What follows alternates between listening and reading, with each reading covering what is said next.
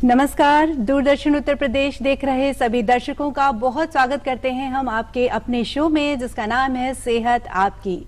आपकी सेहत को ध्यान में रखकर ही लेकर आते हैं हम ये कार्यक्रम, और इस कार्यक्रम में हम आपकी सेहत से जुड़े विभिन्न पहलुओं पर करते हैं चर्चा, और हर बार लेकर आते हैं एक नया विषय।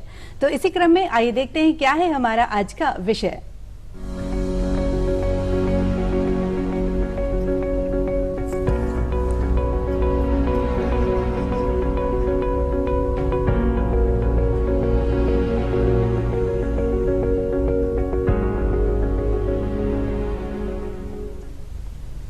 और आज का हमारा विषय है वर्ल्ड अर्थराइटिस डे। जी हाँ, हर साल 12 अक्टूबर को मनाया जाता है वर्ल्ड अर्थराइटिस डे, जिसका उद्देश्य होता है लोगों में अर्थराइटिस के प्रति जागरूकता पैदा करना, क्योंकि ये एक ऐसी बीमारी है जिसमें जॉइंट्स में दर्द और सूजन की समस्या होती है, जिसका अगर समय रहते इलाज नहीं किया गया तो ये एक गंभीर रूप भी ले सकती है।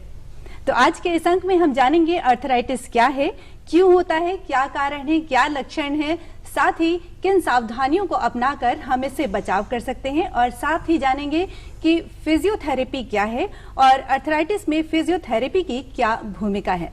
तो ऐसी बहुत सी जानकारियों के साथ उपस्थित हैं आज इस अंक में हम अपने एक्सपर्ट्स के साथ। तो आइए अपने एक्सपर्ट से हम आपको मिलवाते हैं। हमारे साथ हैं doctor Ashish Kumar Srivastava, professor orthopaedics department KGMU Lucknow से। डॉक्टर आशीष, कार्यक्रम में आपका स्वागत करते हैं।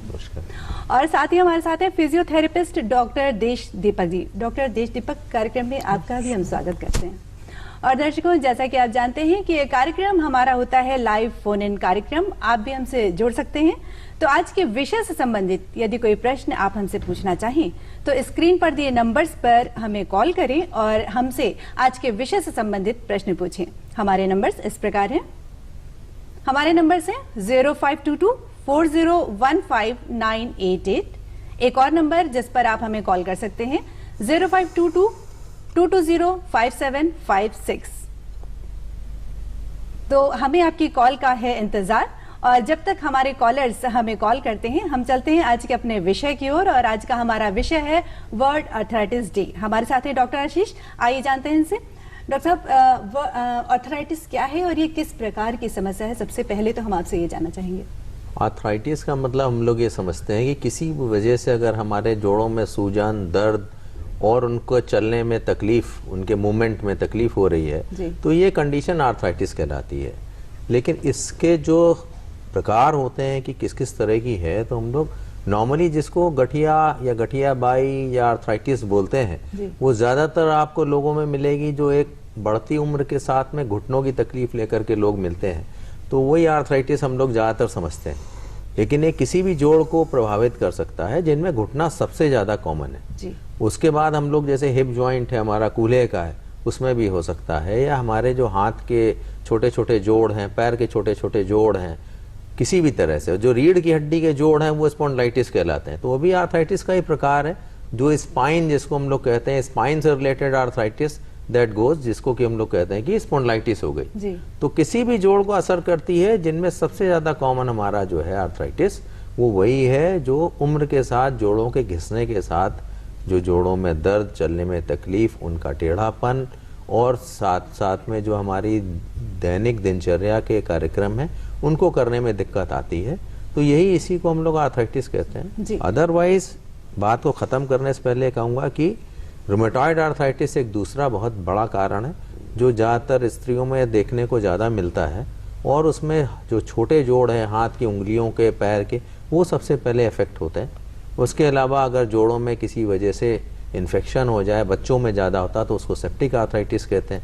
ऐसे हमारा जो टीबी एक बहुत ही कॉमन चीज़ है, उसकी वजह से जब हमारे जोड़ों में ट्यूबरकुलर आर्थराइटिस होती है, और जो एकदम आज की जो हमारा जो जिस तरह का लाइफ स्टाइल है, जिसमें हाई स्पीड लाइफ स्टाइल, बहुत सारे मोटर व्हीकल एक्सीडेंट्स हमारे होते हैं, उसमें जोड़ों में जब चोट लगती है और जोड़ों की सतह एक दूसरे के हिसाब से जो बनी हुई हैं, एक से एक बिल्कुल फेस टू फेस, जब वो किसी भी वजह से उबड़ खाबड़ हो जाती हैं, तो फाइनली जोड़ को जो है घिस करके आर्थराइटिस में लैंड अप करना होता है, जिसको हम लोग कहते हैं कि पोस्ट ट्रॉमेटिक आर्थराइटिस।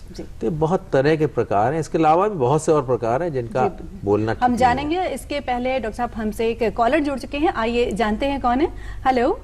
हाँ निधि मैडम, मैं डॉक्टर प्रदीप साहू बोल रहा हूँ भोपाल से। Good evening everyone. जी गुड इवनिंग सर, अपना प्रश्न पूछिए। पूछना चाहता हूँ कि डॉक्टर साहब ये बताइए, एक तो एजिंग की वजह से आर्थराइटिस होता है और एक होता है ऑटो इम्यून डिसऑर्डर से होने वाला आर्थराइटिस, तो ये किस एज के लोगों में होता है और उसको किस नाम से जाना जाता है जी, और इसका इलाज क्या है?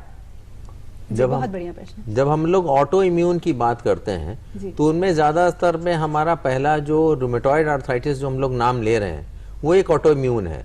उसके अलावा जो है सोरियाटिक आर्थराइटिस एक दूसरा प्रकार है, जो हमारा जो ये पूरा ग्रुप है जिसको हम लोग कहते हैं कि सीरो पॉजिटिव और सीरो निगेटिव स्पॉन्डाइलो आर्थ्रोपैथीज, जो जोड़ों को तरह तरह के शरीर के जितने जोड़ हैं उन सबको लगभग एक साथ असर में देते हैं। चाहे रूमेटॉइड आर्थराइटिस की बात करें तो सारे के सारे जोड़ किसी ना किसी स्तर तक एक दूसरे से अफेक्ट होते हैं। उसी तरह सोरियाटिक आर्थराइटिस है जिसमें सोरियासिस हो रखी है, साथ में जोड़ों में उसका असर आता है। इसी तरह से हम लोग एंकाइलोजिंग स्पॉन्डिलाइटिस की बात करते हैं, तो एंकाइलोजिंग स्पॉन्डिलाइटिस भी एक ऑटो इम्यून डिजीज है जिसमें हमारे अंदर जो एंटीबॉडीज जो बन जाते हैं अपने ही टिश्यूज के अगेंस्ट, तो वो एंटीबॉडीज खुद ही जोड़ों का नुकसान करते हैं और जिसकी वजह से हमारे जोड़ फ्यूज होने लगते हैं, जोड़ डिस्ट्रॉय होने लगते हैं और हमको उनका इलाज करना पड़ता है। तो ये ग्रुप ऑफ डिजीज है बहुत सारी, जिसमें SLE भी आता है और मतलब बहुत सारे ऐसे हैं जिनके नाम लेना शायद कोई यहाँ औचित्यपूर्ण नहीं लगेगा मुझे। तो ये ऑटो इम्यून ज़्यादातर कम उम्र में हुआ करते हैं। जैसे हम लोग जो जोड़ घिसने की बात करते हैं या ऑस्टियोआर्थराइटिस जो नॉर्मली जो आता है प्राइमरी ऑस्टियोआर्थराइटिस, ये हम लोग के लिए कम से कम 45 से 50 साल के ऊपर आपको होना चाहिए, तब इन बातों को किया जाता है। लेकिन ऑटो इम्यून की अगर हम लोग बात करें तो 25 साल 30 साल 35 साल ये उम्र है इन चीज़ों की ज़्यादातर। एंकाइलोजिंग स्पॉन्डिलाइटिस की बात करें तो 16-17 साल की उम्र से शुरू होता है। तो जो कम उम्र में आर्थराइटिस होते हैं वो अक्सर ऑटो इम्यून होते हैं, जिनका एंड रिजल्ट या तो जॉइंट फ्यूज हो जाएगा, जॉइंट डिफॉर्म हो जाएगा या ऑस्टियोआर्थराइटिस हो जाएगा। तो ये डिफरेंस है ऑटो इम्यून और जो आर्थराइटिस उम्र के साथ होती है, और उनके इलाज भी बिल्कुल अलग होते हैं। जी, हमें लगता है कि प्रदीप जी को अपने प्रश्न का उत्तर मिल गया होगा और इसी के साथ एक कॉलर हमसे और जुड़ चुके हैं, आइए देखते हैं कौन है। Hello hello hello hello. हाँ जी, अपना नाम बताइए और प्रश्न पूछिए। जी, मैं संजय बोल रहा हूँ लखनऊ जिला से। जी जी संजय जी। पीठ में दर्द रहता है तो उसी के बारे में उपचार पूछना था डॉक्टर साहब से। जी सर, संजय जी के पीठ में दर्द रहता है। पीठ में दर्द होने के बहुत सारे कारण होते हैं, जो मैंने बोला कि आर्थराइटिस उनमें से एक हो सकता है जिसको हम लोग स्पॉन्डिलाइटिस कहते हैं। लंबर स्पॉन्डिलाइटिस, पीठ में जो कमर में दर्द होता है लोगों का, वो होता है। ये जो हमारी रीढ़ की हड्डियां हैं ये बहुत सारे जोड़ों से मिलके बनी है, तो उनकी जो आर्थराइटिस होती है वो इसका एक कारण हो सकती है। इसके अलावा मांसपेशियों की जो और या लिगामेंट्स की जो और समस्याएं हैं वो भी पीठ दर्द का कारण हो सकती हैं। आपकी कार्यशैली, आपका जो है वो बैठने का ढंग, ये बहुत सारी चीजें पीठ के दर्द में ऐड करता है। तो सीधे सीधे वो आर्थराइटिस से है ऐसा कहना उचित नहीं है। जी जी बिल्कुल। हमारे साथ हैं देश दीपक जी। सर, आप फिजियोथेरेपिस्ट हैं, तो हम सबसे पहले तो आपसे जानना चाहेंगे कि फिजियोथेरेपी किस तरह की ट्रीटमेंट की विधा है? फिजियोथेरेपी किस तरह की विधा है, इसको जानने से पहले हमें जानना होगा कि फिजियोथेरेपी क्या है। जी जी। तो फिजियोथेरेपी अगर कहा जाए कि सिंबल ऑफ होप या सिंबल ऑफ रिकवरी, और इसमें दो तरह से किया जाता है। एक तो है एक्सरसाइज के द्वारा पेशेंट के पेन को और स्वेलिंग को कम करना, और दूसरा है कि इलेक्ट्रोथेरेपी, जिसमें बहुत आधुनिक मशीनें आ गई हैं जो कि पेन को कम करने के लिए, इंटरनल स्वेलिंग को रिड्यूस करने के लिए, अब तो यहाँ तक कि आ गई कि टिश्यू हीलिंग के लिए भी यूज होती हैं। तो फिजियोथेरेपी में कई तरह की तरीके हैं जिनसे फिर इलाज किया जाता है पेशेंटों का। जी, बहुत अच्छी बात। और हम जानते हैं एक कॉलर हमसे जुड़ चुके हैं, आइए जानते हैं इनसे क्या है इनका प्रश्न। हेलो। हाँ साहब जी, अपना नाम बताइए। नाम राधेकृष्ण है मेरा। जी, प्रश्न पूछिए सर। प्रश्न यही है साहब, ये शरीर है जो मतलब छाती के अंदर दोनों साइड में दर्द करते हैं और पूरे जॉइंट दर्द कर रहा है। और ठीक है सर, आप अपनी उम्र बताइए। 64 साल है साहब। अच्छा, 64। जी 54 साल की उम्र में 64 साल की उम्र में छाती में दर्द होने की वजह, पहले तो आपको एक तो कोई ऐसा कारण ना हो जो फेफड़ों से रिलेटेड या सांस से रिलेटेड ना हो, उसको देखना है। अगर वैसा कुछ नहीं है तो इस उम्र में अक्सर हमारे अंदर जो कैल्शियम की कमी होती है, ऑस्टियोपोरोसिस, वो भी एक कारण हो सकता है जिससे लोगों को हड्डियों में दर्द होता है तरह तरह के। और भी बहुत से कारण होते हैं जो छाती में आपको दर्द दे सकते हैं। तो बेहतर तो होगा कि पहले किसी अच्छे फिजिशियन की सलाह करिए कि जो आपके कारण का पता करना चाहे, क्योंकि केवल सिकाई करते रहना और दर्द का कोई तेल लगाना या जेल लगाना, दर्द की दवा खाते रहना शायद चीज़ों का जवाब नहीं बनेगा। उसके लिए एक बार डायग्नोसिस कायदे से करवाइए, फिर आगे इलाज शुरू करिएगा। जी देश दीपक जी, हम बातें कर रहे थे फिजियोथेरेपी की। अगर हम इसको अर्थराइटिस से जोड़ें तो ये किस तरह से रिलेटेड है, या अर्थराइटिस में फिजियोथेरेपी की क्या भूमिका है? जैसा कि अभी डॉक्टर साहब ने बताया कि अर्थराइटिस के केस में पेशेंट को जॉइंट में स्वेलिंग का आना और पेन का बढ़ना हो जाता है। तो फिजियोथेरेपी में इस चीज़ की, जब जॉइंट में स्वेलिंग आ रही है और क्या कहते हैं ये सब चीज़ें हो रही, प्रॉब्लम हो रही है, तो पेशेंट का रेंज ऑफ मोशन घट जाता है। उसके प्रॉपर मूवमेंट्स वो नहीं रह जाते जो नॉर्मल पर्सन के होते हैं। तो उस चीज़ को रिकवर करने का जो कार्य है वो फिजियोथेरेपिस्ट का है। पेन को रिड्यूस करना और आपके स्वेलिंग को कम करना, सबसे मोस्ट इम्पॉर्टेंट है कि रेंज ऑफ मोशन को बढ़ाना, पैर के जॉइंट के जो रेंज हैं उन चीज़ को बढ़ाना, सबसे मेन काम फिजियोथेरेपिस्ट का यही है। जी, इसी के साथ एक कॉलर हमसे और जुड़ चुके हैं, आइए जानते हैं। हेलो हेलो, मैं बोल 2-3 महीनों से। जी जोर से सर बताइए, अपना प्रश्न पूछिए। हाँ जी, नमस्कार जी। जी नमस्ते, आप अपना प्रश्न पूछिए और नाम बताइए। नाम है जी मेरा लाल चंद्रनाथ, जिला हनुमानगढ़ से बोल रहा हूँ। अच्छा जी, बताइए, प्रश्न पूछिए अपना। प्रश्न ये है कि मेरे जो है ना पैरों की जहाँ अपनी होती है वो ढकनी बोलते हैं, जॉइंट होते हैं जैसे पैर का जी, वहाँ 2-3 महीनों से पिछले बहुत ही ज्यादा दर्द हो रहा है, सोजिश भी है। जी जी, आप अपनी उम्र बताइए। 47 साल है मैडम। अच्छा, 47 साल के हैं और इनके जॉइंट्स में पेन हो रहा है। किस जॉइंट में पेन हो रहा है, किस घुटने की? सर क्या किस जॉइंट में आपके पेन हो रहा है, घुटने में या? नहीं, घुटने के ऊपर जहाँ पर अपना पैरों का जोड़ होता है ना, जहाँ पर ढकनी बोलते हैं, जहाँ पे डॉक्टर साहब ने हाथ रखा है वो है टखने में। टखने में? हाँ जी, ये 2-3 महीनों से है सर, राइट पैर में, लेफ्ट पैर में, राइट में नहीं। जी नहीं, हमने जहाँ हाथ रखा हुआ उसको घुटना ही बोलते हैं। हाँ जी, यहाँ पे ना। और अक्सर ऐसे में लोगों को आर्थराइटिस में इस तरह की शुरुआत आपको हो सकती है। अगर 47 साल के अगर आप हैं तो आपको आर्थराइटिस की शुरुआत हो सकती है, जिसमें अक्सर जमीन में बैठ के उठना, सीढ़ी चढ़ना, ये 2 ऐसी चीजें हैं जिनमें खासतौर पर लोगों को दर्द होता है। तो उसमें एक खड़े होकर के एक्सरे हम लोग लेते हैं जब वजन शरीर का घुटनों के ऊपर हो, और वो एक्सरे अपने आप में बहुत सारी चीजें बता देता है कि उसका कारण क्या है। अक्सर शुरुआती आर्थराइटिस आपको हो सकती है, तो उसका इलाज करिएगा तो उससे ठीक रहेगा। जी जी, और दर्शकों इसी के साथ हम जानते हैं आज के विषय को ग्राफिक्स के माध्यम से। आइए देख लेते हैं एक शॉर्ट वीडियो। आर्थराइटिस वैश्विक स्तर पर तेजी से बढ़ती गंभीर समस्याओं में से एक है। आर्थराइटिस, जिसे गठिया के रूप में भी जाना जाता है, आंकड़ों के मुताबिक देश में 18 करोड़ से अधिक लोग किसी न किसी प्रकार की गठिया की समस्या से परेशान हैं। आर्थराइटिस के बढ़ते खतरे को कम करने और इस बारे में लोगों की जागरूकता को बढ़ाने के उद्देश्य से हर साल 12 अक्टूबर को वर्ल्ड आर्थराइटिस डे मनाया जाता है। आर्थराइटिस जोड़ों में दर्द और सूजन की स्थिति है जिसके कारण लोगों के लिए सामान्य कार्यों को करना भी कठिन हो जाता है। आर्थराइटिस के शिकार लोगों के लिए चलना, दौड़ना और सीढ़ियां चढ़ना काफी कष्टकारक होता है। वैसे तो आर्थराइटिस कई प्रकार का होता है, लेकिन इसमें ऑस्टियो आर्थराइटिस सबसे आम है।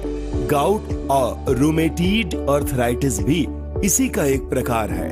स्वास्थ्य विशेषज्ञों के मुताबिक 60 वर्ष से अधिक आयु के लोगों में गठिया की समस्या काफी सामान्य है, पर अब ये कम उम्र के लोगों में भी बढ़ती देखी जा रही है।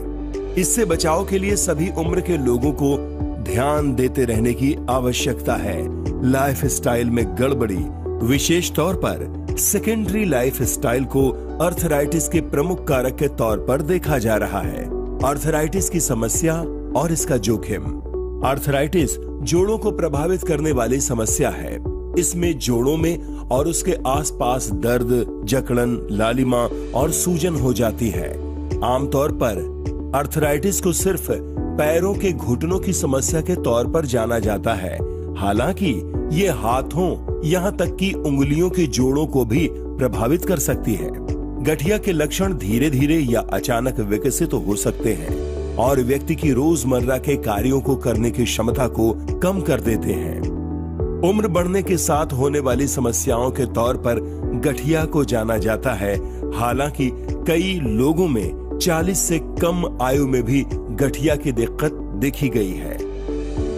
गठिया या अर्थराइटिस के लक्षण: जोड़ों में दर्द की समस्या बने रहना, जोड़ों में कठोरता, पैरों को हिलाने में भी कठिनाई महसूस होना, जोड़ों में सूजन और इसके आसपास लालिमा की समस्या, थोड़ी दूर चलने या सीढ़ियां चढ़ने तक में कठिनाई होना, सुबह उठने पर, डेस्क पर बैठे रहने के बाद उठने या लंबे समय तक कार में बैठने के बाद इस तरह के लक्षण अधिक महसूस हो सकते हैं। यदि जोड़ों को हिलाना या कुर्सी से उठना कठिन या दर्द कारक महसूस हो रहा है तो ये गठिया का संभावित संकेत हो सकता है। आर्थराइटिस का इलाज और बचाव के तरीके: गठिया की समस्या को जड़ से ठीक नहीं किया जा सकता। उपचार के माध्यमों से दर्द को नियंत्रित करने, जोड़ों की क्षति को कम करने के साथ दैनिक कार्य और जीवन की गुणवत्ता में सुधार करने का प्रयास किया जाता है। इसके लिए दवाइयों के साथ जोड़ों को आराम दिलाने के लिए थेरेपी को भी प्रयोग में लाया जाता है। एक्यूपंक्चर विधि सबसे कारगर मानी जाती है। आर्थराइटिस के जोखिम को ध्यान में रखते हुए कम उम्र से ही सभी लोगों को इससे बचाव के उपाय करते रहना चाहिए। गठिया से बचाव के लिए वजन को नियंत्रित रखना सबसे अधिक आवश्यक माना जाता है। वजन कम करने से आपकी गतिशीलता बढ़ सकती है और जोड़ों से अतिरिक्त दबाव को कम किया जा सकता है। इसके अलावा नियमित व्यायाम जोड़ों को लचीला बनाए रखने में मदद करते हैं। नियमित वॉक, तैराकी या साइकिलिंग के अभ्यास को घुटनों को स्वस्थ रखने और भविष्य में गठिया के जोखिमों को कम करने वाला माना जाता है। जोड़ों की चोट को गंभीरता से लें और विशेषज्ञ से इसका इलाज कराएं।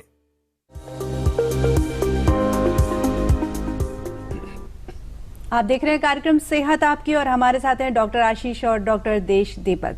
तो जैसा कि डॉक्टर आशीष, अभी तक हमारे कॉलर्स की कॉल आई है और सभी ने ये जानना चाहा है कि क्या लक्षण दिखते हैं और कैसे इसको डायग्नोज करें, कैसे पता करें कि ये आर्थराइटिस की समस्या है। हम लोग ज्यादातर जो बात कर रहे हैं ऑस्टियोआर्थराइटिस की कर रहे हैं। जोड़ों की सूजन, जोड़ों का दर्द, आपके दैनिक कार्यों में आपको दिक्कत होने लगना, और अगर हम लोग ऑस्टियोआर्थराइटिस नी की बात करें जो सबसे कॉमन है, तो सीढ़ी चढ़ने में दिक्कत, ज़मीन में बैठ के उठने में दिक्कत, तेज भागने दौड़ने में दिक्कत, ये सारे लक्षण हैं जो धीरे धीरे करके आपके आते हैं और धीरे धीरे करके बढ़ते हैं। उम्र की चीज़ जो चीज़ है वो आनी ही आनी होती है, किसी को कम किसी को ज़्यादा। तो जो अभी आपको जो बातें बताई गई कि जिन चीज़ों का ख्याल रखना चाहिए, तो उसका अगर ख्याल रखेंगे हम, तो हमारे लक्षण जो हैं आपको जैसे ही आए, आप उनको सबसे पहले डायग्नोज करने की कोशिश करें कि गठिया है तो नहीं कहीं।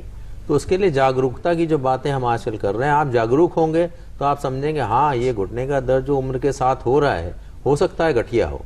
तो अब इसको रहेगी बात कि कैसे पहचाना जाए। तो पहचानने के लिए जैसे मैंने बोला, ऑफ कोर्स आपको किसी न किसी विशेषज्ञ की राय लेना उचित होगा।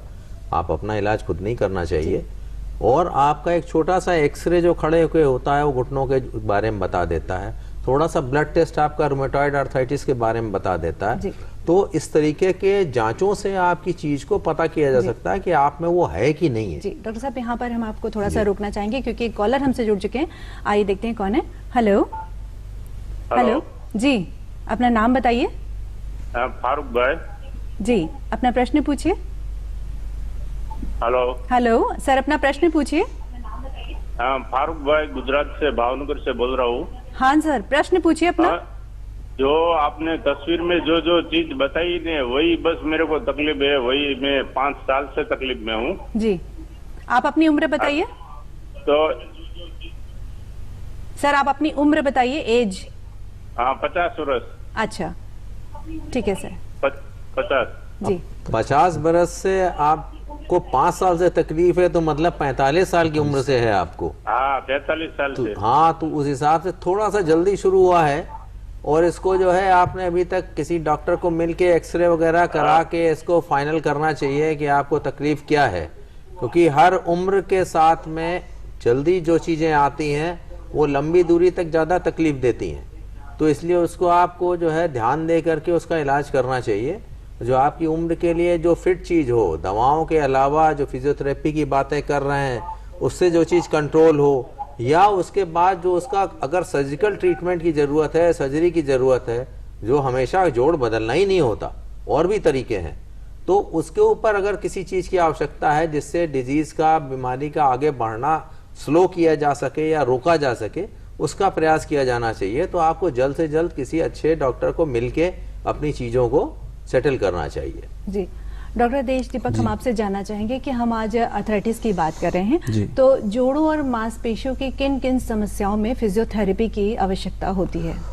जोड़ों और मांसपेशियों की लगभग जितने भी जॉइंट्स हमारे हैं उस पे फिजियोथेरेपी का बहुत अच्छा रोल है। लेकिन अगर देखा जाए तो आज वर्ल्ड आर्थराइटिस डे है, तो घुटनों के रिहेबिलिटेशन के लिए, बैक पेन के लिए आज के टाइम पे सर्वाइकल सबसे कॉमन है, वो यंगस्टर्स को भी है, ओल्ड एज को भी है, सभी को है। तो जितने भी जॉइंट्स हैं हमारे बॉडी के जुड़े हुए, उस पर फिजियोथेरेपी का बहुत अच्छा रोल है। अच्छा, अगर किसी का एक्सीडेंट हो जाता है तो सर्जरी होती है, तो उसके बाद क्या रोल है उसका? सर्जरी के बाद फिजियोथेरेपी का बहुत ही अहम रोल है, क्योंकि सर्जरी होने के बाद मसल्स की पावर को गेन करना, रेंज को वापस फिर से ले आना, जितना पहले से उसके मूवमेंट्स थे फिर से उसी रेंज में वापस लेके आना, देन उसके वॉकिंग पैटर्न को ठीक करना। और अभी जैसे कि पहला कार्यक्रम के शुरुआत में मैंने बोला था कि जो सिंबल होता है इसको कहा जाता है रिकवरी। फिजियोथेरेपी रिकवरी का सिंबल है। तो वो जो भी बाकी सर्जरी के ड्यूरिंग के बाद जो भी चीज़ें कम हो गई हैं, रेंज ऑफ मोशन है, उसका साइकोलॉजिकल और इमोशनल भी फिजियोथेरेपिस्ट ट्रीट करता है, क्योंकि उसको बहुत बूस्टअप की रिक्वायर्ड होती है उसके साथ। हाँ। और सबसे बड़ी बात होती है कि पेशेंट का एक्टिव पार्टिसिपेशन बहुत जरूरी है, और उसकी और कंसिस्टेंसी भी बहुत रिक्वायर्ड करती है। डॉक्टर आशीष, जैसे कि अभी तक हमने जाना है कि क्यों होता है, कैसे होता है, क्या कारण है, तो अगर अब हम बात करते हैं ट्रीटमेंट की, तो स्टार्टिंग में किस प्रकार के ट्रीटमेंट करवाने चाहिए, या कैसे पता करें क्या ट्रीटमेंट से स्टार्ट करें, किस प्रकार के ट्रीटमेंट से? तो किसी भी बीमारी के आप किस स्टेज में हैं वो बहुत कुछ तय करता है। अगर शुरुआती है, आपको अभी तकलीफ होना शुरू हुआ है, तो अक्सर आपको केवल सिकाई करना, एनाल्जेसिक जेल यूज़ करना, कभी कदारे दर्द की दवा खाना, और साथ में जो आजकल दवाएं बहुत सारी आ गई हैं, न्यूट्रास्यूटिकल्स कहते हैं, जो कार्टिलेज प्रोटेक्शन वाली दवाएं हैं, जिससे हमारी जो चीज़ कट रही है, जिसको पॉलिश हम लोग बोलते हैं, या हाईलाइन कार्टिलेज जो हमारे जॉइंट की पॉलिश है वो ख़राब हो रही है, तो उसको ठीक करने वाले बहुत सारी दवाएं आजकल आ गई हैं, जिनको लेते रहना चाहिए, जो टॉनिक समझ लीजिए जॉइंट के हैं आपके। और अगर आपको गलती से कोई दूसरी बीमारी है, जैसे रूमेटॉइड आर्थराइटिस या एंकाइलोजिंग, तो उसके स्पेसिफिक ट्रीटमेंट हैं, जिसमें हमारे डिजीज मॉडिफाइंग एजेंट्स से लेकर के और बायोलॉजिक्स तक नई से नई दवाएं हैं। उनका जल्द से जल्द हमको किसी परामर्श लेकर के किसी विशेषज्ञ से उनको लेना बहुत जरूरी शुरू करना। साथ में फिजियोथेरेपी, जैसे डॉक्टर साहब ने बताया, वो बहुत ज़रूरी है कि फिजियोथेरेपी रेगुलर बेसिस पे की जाए, कि हमारा रेंज बचा रहे, हमारी मसल पावर बची रहे, और जो टेढ़ापन आ रहा है उसका हम लोग ऑर्थोटिक्स से, इससे उससे कई तरीकों से हम लोग प्रिवेंशन कर सकते हैं। ये शुरुआती बात है। अगर चीज़ आगे बढ़ चुकी है, तो आप जिस स्टेज में हमसे मिलेंगे, तो कई बार हम लोग को इन दवाओं से नहीं काम बन रहा होता है, तो हम लोग को आगे बढ़ करके सर्जिकल ट्रीटमेंट पे विचार करना होता है। और जैसा मैंने बोला कि जॉइंट रिप्लेसमेंट कोई पहली और आखिरी चीज नहीं है। अगर बहुत आगे बढ़ चुकी है, अब उसमें संभव ही नहीं है कि हम उसको किसी तरीके से बचा सकें, तो जॉइंट रिप्लेसमेंट को आप यूं समझिए कि केवल हम जोड़ की सतह बदलते हैं। हम कोई जोड़ नहीं बदल देते, पूरा घुटना कहाँ से बदल देगा कोई। केवल जोड़ की जो सतह खराब हो चुकी है, केवल उन सतह को बदला जाता है। तो इसलिए आप उससे डरिए नहीं। जॉइंट रिप्लेसमेंट बहुत अच्छी चीज है, और ये कह सकते हैं हम लोग सदी का सबसे सफल ऑपरेशन है कि जिसको करना है। और दूसरा, कई बार जब यंग एज में होता है तो हम जॉइंट रिप्लेसमेंट की ओर नहीं जाते। 55 साल से नीचे जॉइंट रिप्लेसमेंट बहुत अच्छी चीज नहीं है, मजबूरी में करते हैं। तो ऐसे में बहुत से ऑपरेशन होते हैं, जैसे हाई टिबियल ऑस्टियोटमी हो गई, या कुछ आर्थोस्कोपिक प्रोसीजर्स होते हैं, जिनसे हम जॉइंट रिप्लेसमेंट से भी बच सकते हैं। लेकिन आप अच्छे विशेषज्ञ की सलाह से चलें, इससे बहुत कुछ ठीक चलेगा। बहुत अच्छी जानकारी हमसे, हमारे एक्सपर्ट्स हम सबसे साझा कर रहे हैं और हमें उम्मीद है हमारे दर्शक जरूर लाभान्वित हो रहे होंगे। और आइए चलते हैं अब अपने अगले सेगमेंट की ओर, जो है हेल्थ टिप्स।